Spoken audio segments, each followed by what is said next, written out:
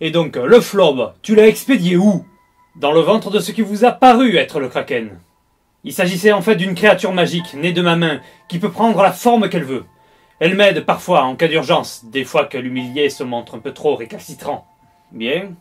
Et si j'ai bien compris, ce monstre a avalé Flob dans le but de lui faire passer une sorte d'épreuve de rattrapage, c'est ça? Son mauvais côté a pris le dessus sur sa personnalité. Et cet exercice devra rétablir la balance, afin que Flob puisse reprendre sa quête, là où il l'a arrêté. Je me demande encore comment on a fait pour ne rien voir venir. Qui sait?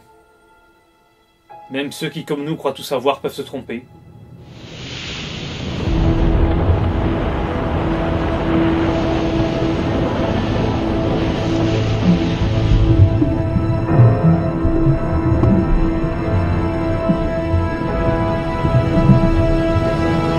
Je suis enfin sorti du labyrinthe des intestins.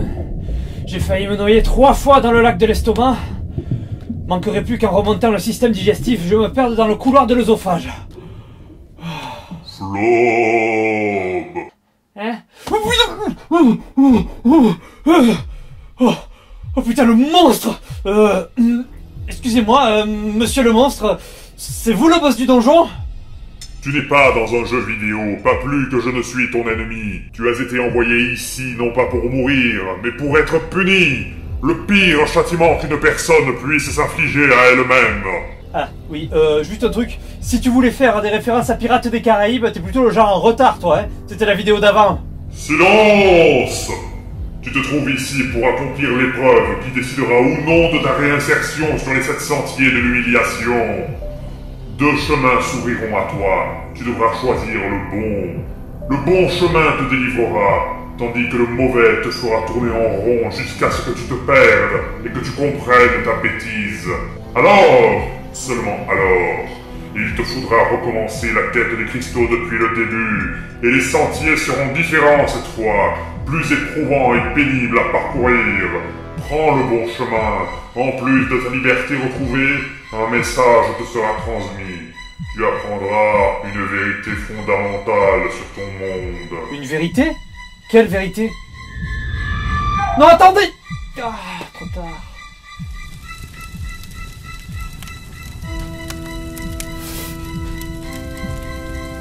Monsieur?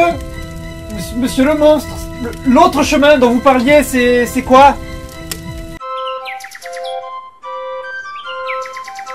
Un instant. J'ai déjà été confronté à ce genre d'énigme. Il y a longtemps, dans une de mes premières vidéos.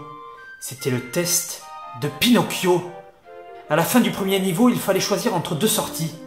L'école ou la rue facile. Et la rue facile débouchait sur la salope bleue qui te faisait tout recommencer. C'est pareil qu'ici. Et pareil que dans cette histoire des malheurs de Sophie où elle cauchemarde après avoir trop bouffé. C'est bon, je sais quel chemin je dois prendre. Ah. Aïe. Aïe. Aïe. Aïe.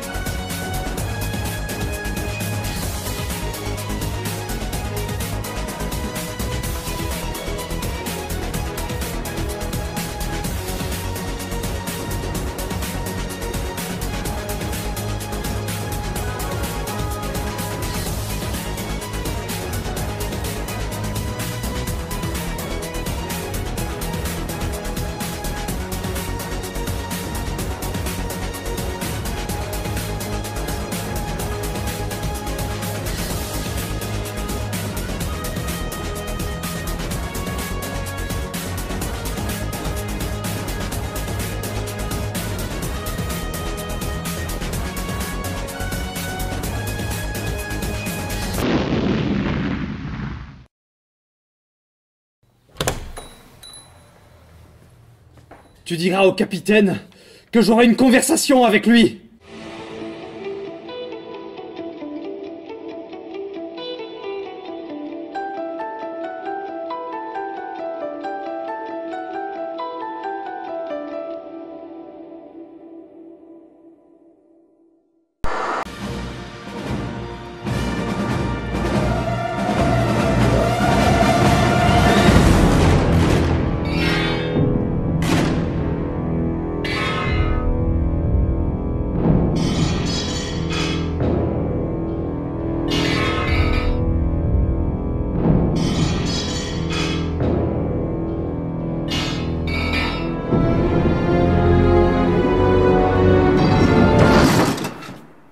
Non mais oh, vous commettez une grave erreur là!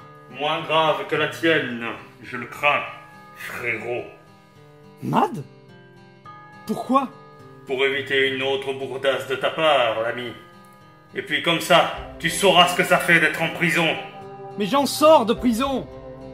Alors bienvenue dans le monde réel. Tu parles d'un monde réel?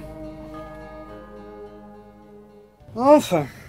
Bon, comme la vidéo est déjà commencée depuis un bon moment, je vous le fais à la va-vite. 1939, naissance de Batman. 1989, premier film de la saga Batman, réalisé par Tim Burton. Wow. Pour aller vite, ça va vite. C'est pas comme si très tôt il y avait déjà eu des films, une série télé avec Adam West, et un autre film tiré de cette série. Mais ce serait trop long à détailler puisque cet épisode l'est déjà assez.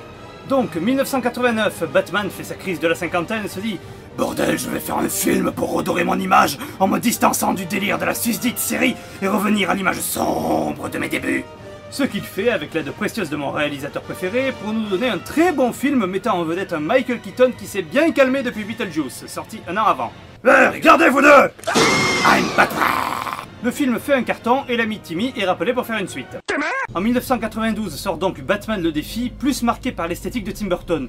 C'est Noël, la neige blanche contraste avec le noir des murs de Gotham, et même la musique de Danny Elfman se rapproche des habituelles collaborations entre Burton et son homme elfe fétiche. Et alors que le premier Batman faisait un peu rire avec le Joker joué par Jack Nicholson, le deuxième joue plus sur l'émotion avec le personnage du pingouin, ou encore avec l'amour impossible entre Batman et Catwoman. Et alors qu'un troisième film est envisagé, un Joker vient se glisser dans le jeu. Non, pas ce clown-là, mais celui-là.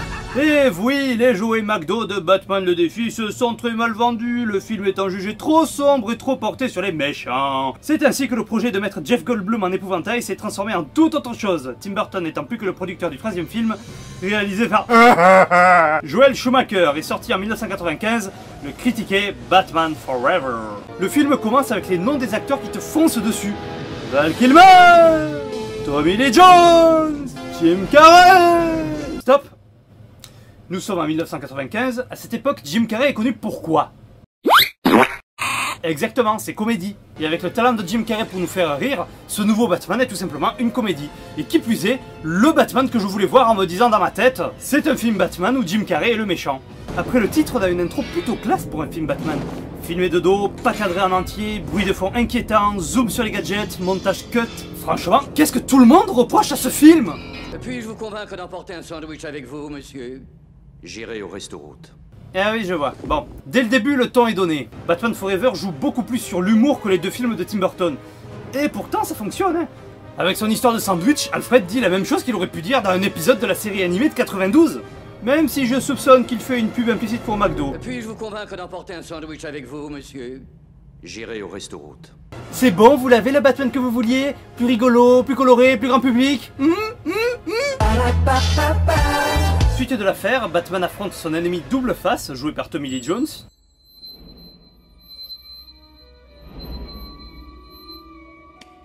Tu comptes sur le vengeur volant pour te sauver des griffes du démon, n'est-ce pas, mon ami? Ah, si je fais un top quelque chose des intros de méchants de Batman, j'y mets celle-là.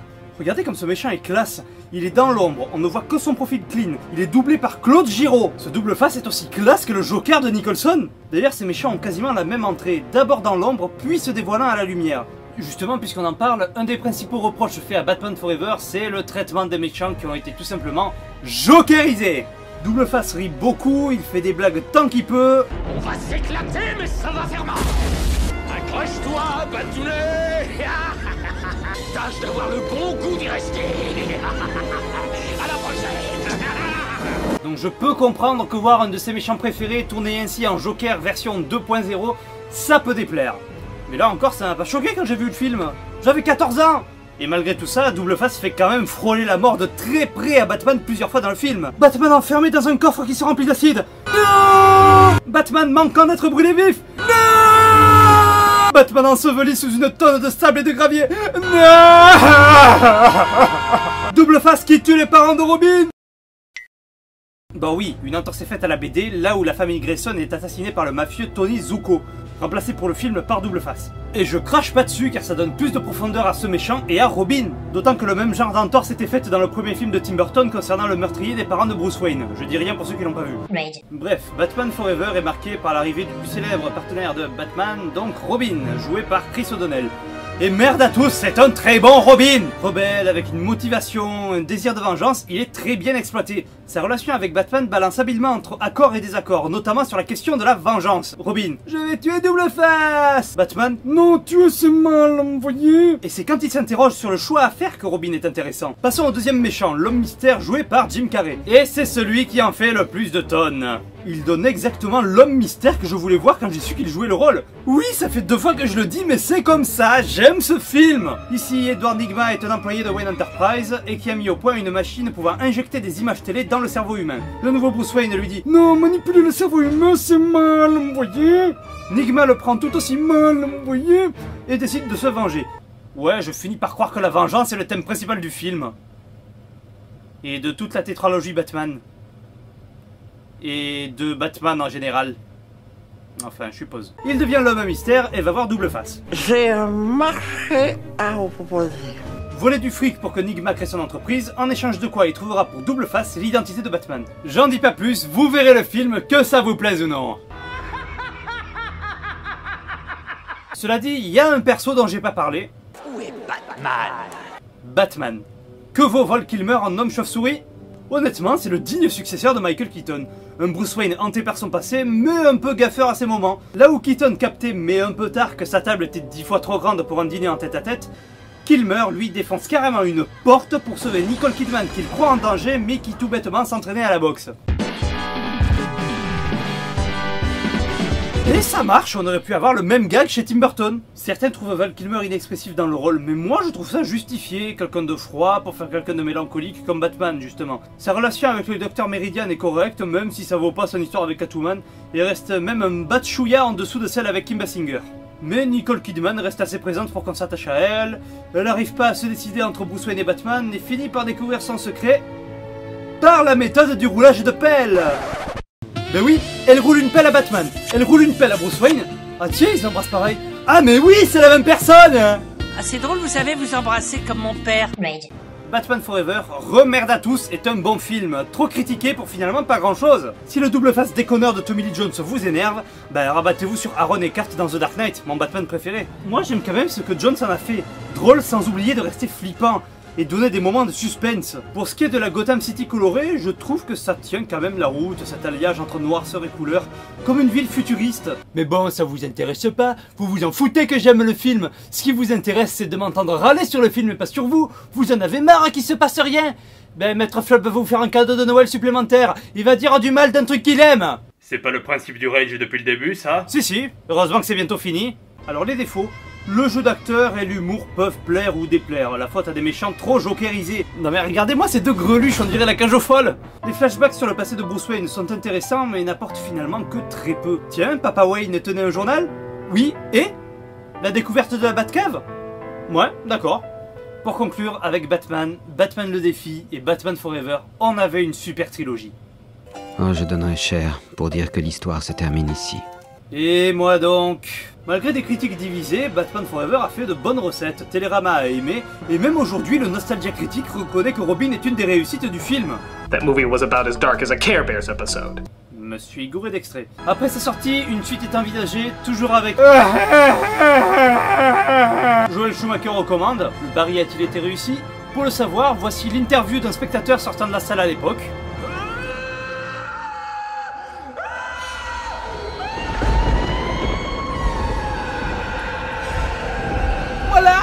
Voilà, cette suite est une montagne de bat-caca de la chaîne des hauts étrons, de l'autre côté d'Hollywood. Et encore, je vous apprends rien, tous les grands noms s'y sont frottés et piqués avant moi.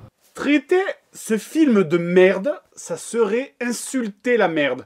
Ça ne devrait même pas s'appeler un film, même pas une parodie. Et c'est après cela que vient la légende. L'objet du crime. The big one, the shitstopper. The constipation of American cinema. Celui dont on ne doit même pas regarder la boîte. Batman et Robin. Ce film, C'est un puits intarissable, c'est une source inépuisable à nourrir les critiques tellement il est bourré de défauts. Et comme chacun a fait son petit laïus sur ce film, je me suis dit... À mon tour.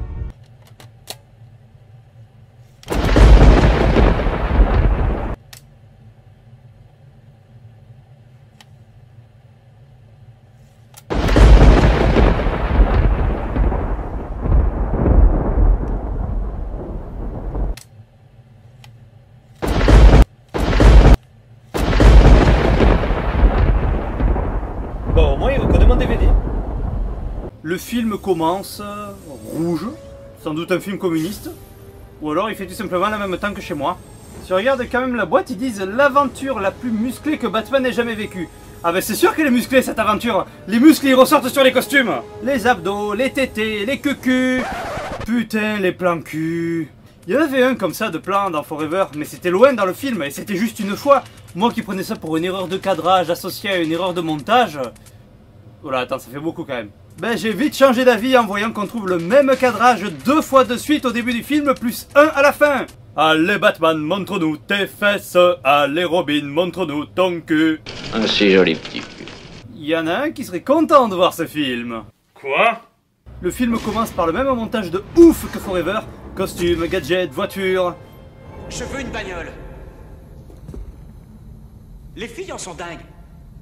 C'est pour ça que Superman bosse seul.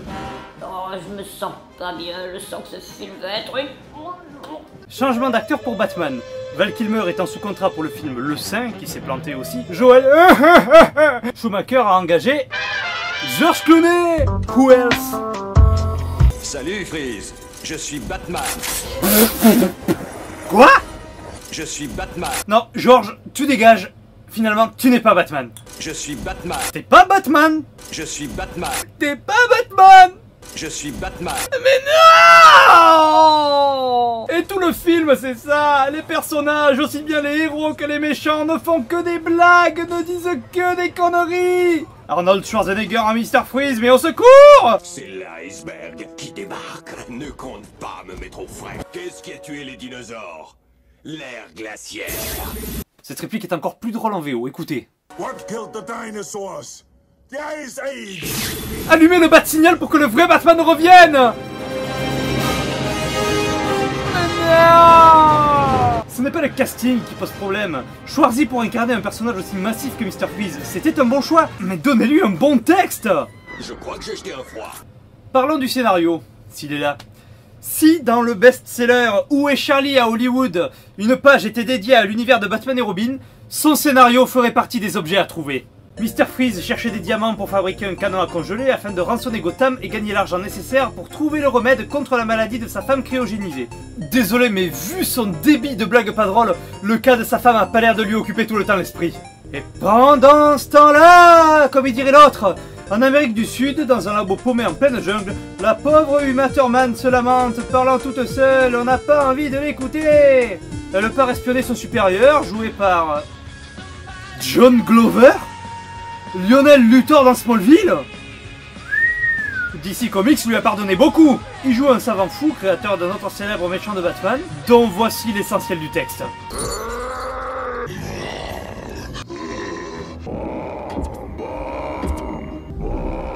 Je veux pas attendre 15 ans. Viens nous sauver, Tom Hardy! Cela viendra plus tard. Je sais pas si vous avez vu, mais vous avez vu toutes ces couleurs? Dans le musée au début, dans le laboratoire? C'est moche! C'est laid comme tout!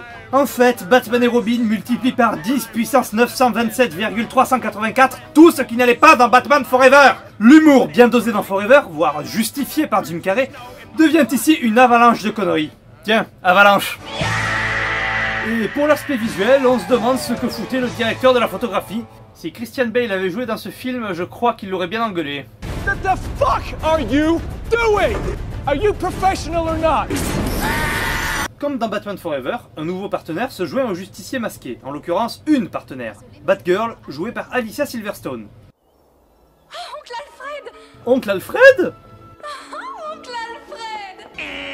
Barbara est la fille du commissaire Gordon, normalement. Mais bon, comme il sert à rien dans toute la tétralogie, en particulier dans ce film... J'aime la drogue. Maintenant qu'on en est là, je vous pose la question. Vous trouvez pas que Batman et Robin est un auto-plagiat de Batman Forever dans les moindres détails? La réponse en image. Les deux films commencent avec le ou les héros qui se préparent. Montage très cut.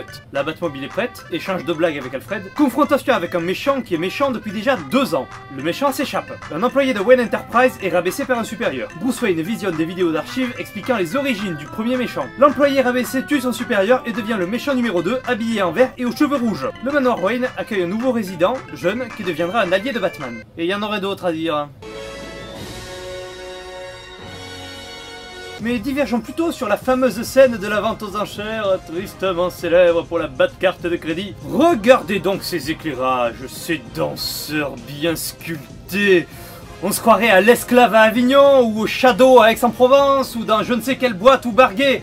Je les connais pas toutes, hein, mais je connais quelqu'un qui a peut-être les bonnes adresses. Quoi? Non, rien. C'est surtout les dialogues de la scène qui sont bizarres. Les enchères servent surtout à définir laquelle des top modèles va porter un collier en diamant, et le meilleur enchérisseur passera la soirée avec la gagnante. J'offre 30 000 $ pour ce charmant Magnolia. Et surtout après, est-ce que tu baises? Puis Uma Thurman, devenu Poison Ivy, arrive, fait sa chorégraphie chelou déguisée en gorille, et renouvelle l'offre, à ceci près que Batman et Robin s'y mettent aussi. 5 millions. C'est un collant que tu portes là, pas un bas de laine. 6 millions. Joël, tu nous fais un Batman volontairement plus enfantin? Alors c'est quoi ce dialogue où tu ne nous parles que de coucherie? Puis bien sûr, ce qui doit arriver arrive. Alors 7 millions. Couchi! Batman et Robin. Joel Schumacher avait réussi à faire un bon Batman avec Batman Forever. Et là, il a réussi à foirer Batman et Robin du début à la toute fin. Et pourtant, avec tous ces mauvais films qui sont introuvables en DVD sauf sur de rares VHS, Batman et Robin continue d'être commercialisé et on le trouve même en Blu-ray dans l'édition collector des 4 Batman. Est-il donc moins nul que tout le monde le pense? C'est le sujet de notre rubrique Maître Fleuve le défi. Est-il possible de défendre Batman et Robin? Ah ben vous m'avez fait dire du mal de Batman Forever que j'aime.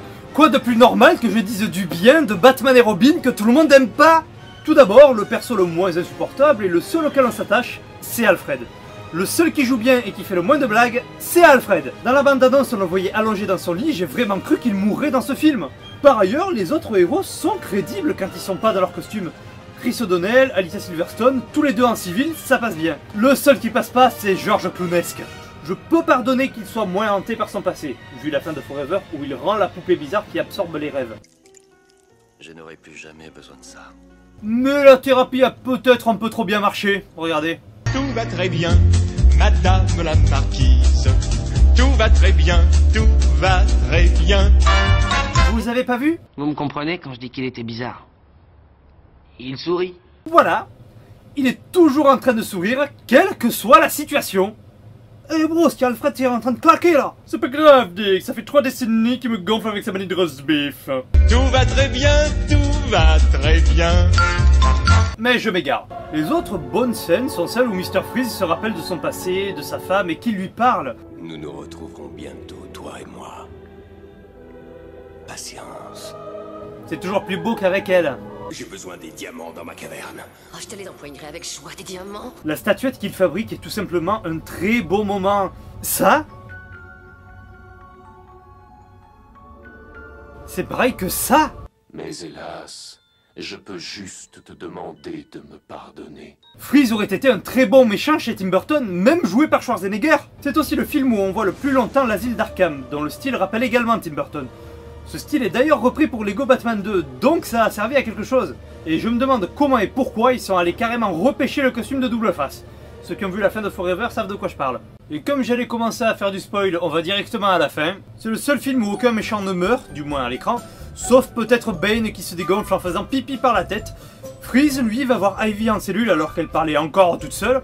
C'est une vraie autiste cette femme. Et on sait pas ce qu'il lui fait, est-ce qu'il la congèle, est-ce qu'il la viole? On s'en fout puisque pendant ce temps, Alfred guérit soigné par Mr. Freeze himself.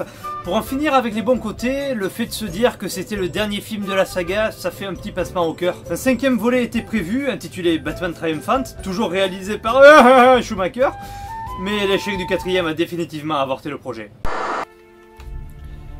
La vérité.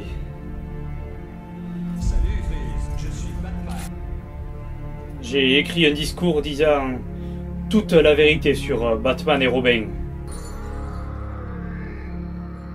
Tout ce qu'il vous faut savoir, c'est que... ce film n'aura pas été vain puisque sans lui... on n'aurait pas eu la super trilogie de Christopher Nolan. Eh oui, je serais même prêt à parier que les 8 ans pendant lesquels Gotham n'a plus revu Batman dans The Dark Knight Rises serait en fait un gros clin d'œil troll aux 8 ans réels qui ont séparé l'échec de Batman et Robin au reboot initié par Batman Begins. Même que moi, je considère pas la saga de Nolan comme un réel reboot des films Batman. Pour moi, les 4 premiers films et la trilogie de Nolan se déroulent dans un seul et même univers. Voici l'explication. Salut Freeze, je suis Batman.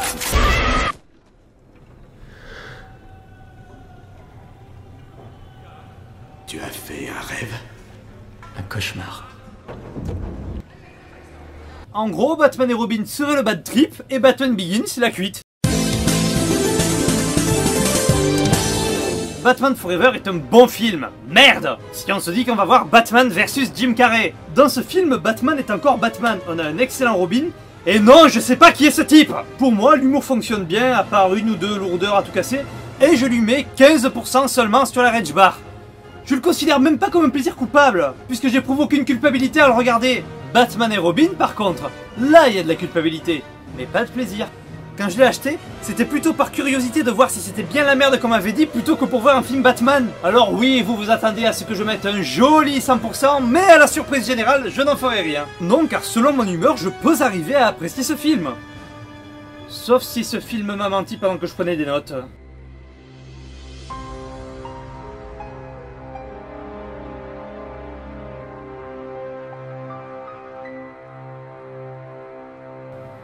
Bref, j'ai réussi à lui trouver de bon côté, alors par pure indulgence, je lui mets 85% de Rage Score. C'est cadeau! Et si Captain Alzheimer vous empêche de vous rappeler lequel est bien et lequel n'est pas, les éditions Collector proposent un code couleur super facile à retenir. Vert pour Forever, rouge pour Robin. Comme un feu piéton. Ah tiens, ils les ont réparés. N'empêche que foirer un film à ce point... c'est impossible. À moins de se nommer... Attendez. Je crois que je viens de comprendre quelque chose. C'est ça. J'avais l'explication dès le début. Si je ne garde que la première syllabe du prénom, et que la dernière du nom de famille. Mais oui, c'était évident.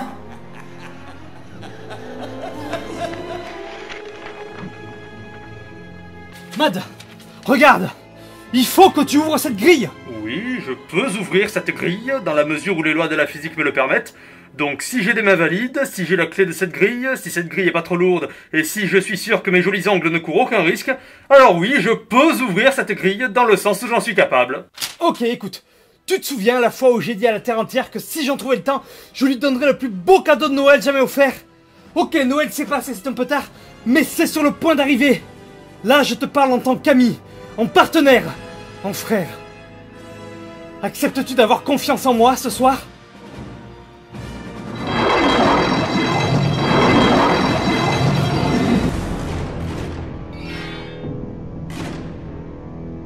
Oh non mais faut pas vous gêner vous. Oh.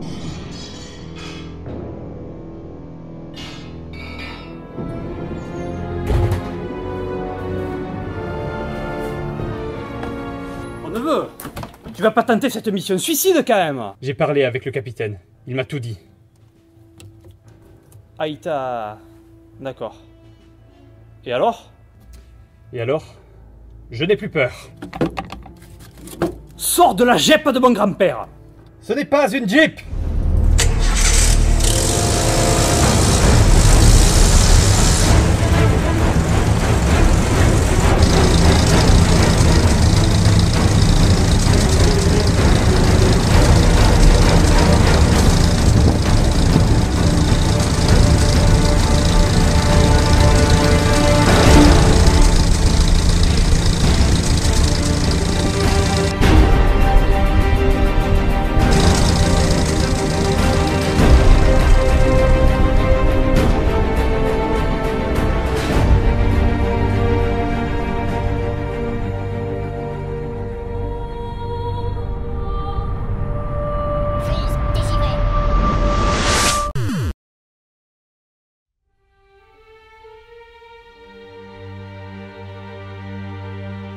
Tout était clair quand je suis sorti du labyrinthe et que j'ai lu le message qui m'attendait à la sortie.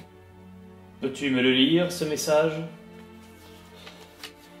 C'est un quatrain, un poème en 4 vers qui dit « Enfin l'humilié, à la fin du voyage, de sa quête du bon pour redevenir sage, d'un ancien ennemi fera sa clé des rêves, et sa grande victoire lui donnera sa trêve. » C'est tout à fait exact.